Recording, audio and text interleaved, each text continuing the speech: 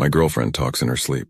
At first it was cute and hilarious to tell her what she said. It was harmless nonsense. The sky is folding, or we need to raise the ground. We talked the next day about if she remembered her dream, but she never did. I wish I knew what she meant by, we need to raise the ground. Some context, our nightly routine is for us to start out cuddling and then give up once it gets too hot.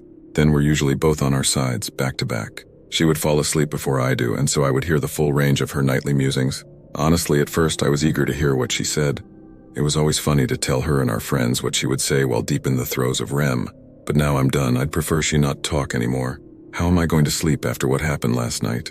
Last night around 11 p.m. she was asleep and I was still up reading. Back to back, I hear her mumble something under her breath. I couldn't quite make out what she said, but I lean over from my book to peek at her face and she is sleeping soundly. I return to my book, get absorbed back into its pages. At some point I fall asleep. Next thing I know, I'm woken up by my girlfriend talking at full volume. I open my eyes, and at some point in the night, both of us have turned to lay face to face. My girlfriend's eyes are wide open. She is staring right at me, mere inches from my face, but her eyes are vacuous, like she is looking through me. These eyes, man, it's like she was straining to widen them as much as possible. Those are the eyes I fell in love with, and right now they are scaring the absolute piss out of me. My heart rate skyrockets and chock full of adrenaline. I throw off the covers and jump out of bed. Looking at her, her eyes follow me like a painting, but her body stays still. For 1 second, I decided that my booklight was keeping her awake, and what she had said was, "Can you please turn that off?" Now out of bed and looking at her, she's not right. Her body hasn't moved, but her eyes dart from looking at me to looking around the room. I dare to ask her, "Are you all right?" No response. Those eyes look at me when I speak, though.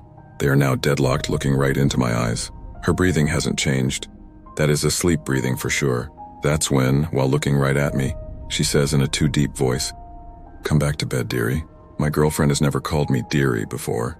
We have pet names, sure, but they range from pumpkin, baby, to cupcake. Dearie sounds like something my grandmother would call me. I decide I'll get more information before I climb back into bed with a potentially possessed girlfriend. "Are you awake, sweetie?" No response. The eyes dart from me to the wall, to the door, and then the ceiling. I'm about to nope out of the room when her wide open eyes roll to the back of her head. The white from those eyes stands out in the dim radiance of the booklight. "No pupils in sight," she insists. Of course I'm awake, come back to bed with a subtle tap of the fingers on the comforter. Looking at her fingers now, I'm starting to come around. She's never sleepwalked before, surely she is awake now if she is moving her hands. But looking at her fingers, it is as though she is pretending to have control. They are all going in different directions, one finger pointing straight down and the others to the side. Those hands are not my girlfriend's hands. They are simulating normal movement as best they can, though. I say, "I'm going to get a drink of water, baby, be right back. Can I get you anything?" Fully planning to run out of the house the moment I'm over the threshold. But my normally agreeable and sweet girlfriend decides I'm not allowed to leave. As serious as cancer, she says in that too deep horror voice, "Take one step out of that door and I will rip out your throat and shit down your neck." Shocked but understanding the importance of not letting this beast know I am in trouble, I reply, "As interesting as a proposition as that is, I think I'm going to." And thinking quickly, I grab my water bottle from the nightstand. This doesn't please my girlfriend as she decides to start screaming and fingering her way towards me. It is a supernatural scream, so high-pitched and bird-like I feel as though my neighbors 3 houses down were going to ask us if they heard that last night. As fast as I can muster, I unscrew the lid and douse her in water. Like I knew what I was doing. Her eyes close, her garbled appendages normalize, and she is back asleep.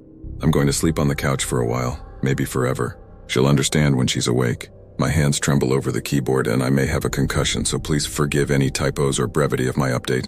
It is the morning after my typically amenable and kind-hearted girlfriend's body was possessed in sleep by some malicious entity. I've been distant this morning, so she knows something is amiss, but obviously still reeling from the experience. I can't tell her yet that she tried to rip out my throat and shit down my neck. You understand? I'm tired. Obviously I didn't sleep last night, but I did stay up most of the night, with all of the lights on, feverishly clutching my water bottle in the living room. The demonic beast inside my GF managed to creep its way back into control sometime soon after I exited the room and pinned it closed with a dining room chair. Given her eye movements and the activation delay, my theory is that the beast is allowed control during REM. But what do I know? It spent most of the evening attempting to coax me back into the bedroom, this time with a pinch more emotional intelligence calling out to me in what was as close to my GF's normal voice as it could manage. "Come to bed, sweetie. Why are you sleeping on the couch again?" I decide I'm not going to validate this demon with a response, but moments later, the too deep, sinister voice is back. If you don't open this door, I will slit the cat's throat. Fuck. I forgot about the cat. He's still in the bedroom, probably cowering in fear, hissing in the corner to no avail. My guess is that the cat is already dead, but what can I do? Let our beloved kitty be eaten alive by someone he trusts? I've seen enough horror movies to know that this is the moment I have to decide to do something dumb and heroic, or die on screen while everyone yells about how much of an idiot I am for opening the door. I may have a little more sympathy for these characters now. People thrust into impossible situations are forced to make impossible choices. Against my better judgment, I'm going to open the door, get the cat out of the room. I'm staring at the bedroom door now and notice something damp and muscly poking and prodding its way out from under the door. I point my phone's flashlight at it and realize it is my girlfriend's tongue. I catch myself experiencing an intrusive thought, wondering if she will want to know why her mouth is full of cat hair tomorrow. But this is perfect. I need to test out my new technique, a spray bottle full of sink water. I spray the tongue as it inchworms itself around the edge of the door, presumably looking for purchase on my human flesh. It immediately recoils and I hear the body inside collapse. Water is still a demon possession off switch, I decide, and immediately tear the chair away from holding the door locked. I don't even have time to think about whether I have holy water on tap. I need to act fast. Attempting to open the door now, my SO's unconscious body is blocking me from entering. It requires quite a bit of force to slide her ragdoll body behind the door so I can squeeze through. Trying not to look too closely at her, I realize now that she is sweating a black oily substance and the bed and floor are totally drenched. I realize the reason it was so difficult to open the door. The demon sweat is sticky. She may be stuck to the ground. Carefully avoiding stepping in the demon superglue, I'm now inside the bedroom. To my dismay, I don't see the cat right away. It makes sense. Frightened as hell, it must have crawled and hid under the bed. Yikes. I've got to persuade it out from under there now, but that will mean I need to get down on my belly and reach under the bed. Realizing the absurdity of my situation, I have one hand pointing a spray bottle at my dead-asleep girlfriend and one hand reaching under the bed to grab my cat. My eyes trained on my GF, I reach blindly under the dark bed. I can feel its soft fur. I wrap my hand around it and attempt to bring it towards me. It wriggles free from my grasp with evidently zero intention of making this easy. It crawls deeper under the bed. Frustrated, I take my eyes off my girlfriend to look where it went. No sign of it. I make the call to put the spray bottle down and point my phone flashlight under the bed. It's too deep underneath for me to get it from this side. I'm going to need to go around to the other side to capture it. Pulling my head back out from underneath the bed, I realize my fatal error. My girlfriend has woken up. She is standing over me, a dark tower, as I lay vulnerable on the ground beside the bed. Her teeth look sharper from this angle in my phone's flashlight. Why didn't I turn on the bedroom light? She is drooling that black oily glue. Her hair, normally a gorgeous brown, is so glossed with black paste that it has slicked itself to her head like she just got out of the shower. Her eyes are menacing, wide open, bloodshot and yellow. She looks tired. I'm tired too. But it's time to go. The cat heroics can wait.